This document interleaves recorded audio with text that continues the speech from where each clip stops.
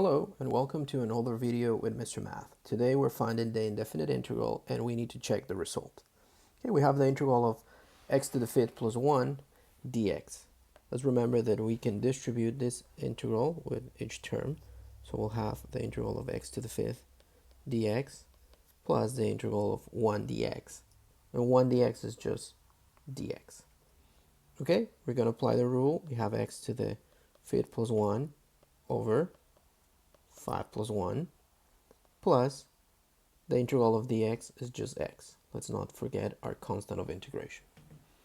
This will be equivalent to x to the 6 over 6 plus x plus our constant of integration.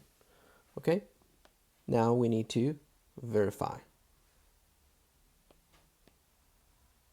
So let's use the prime as an operator of the derivative,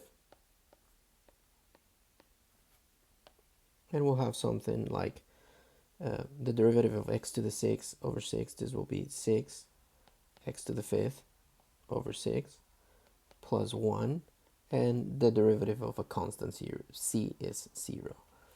The 6 and the 6 will cancel out, and this will be x to the fifth plus 1, which matches with our initial process. Thank you for watching. I hope this video is helpful for you.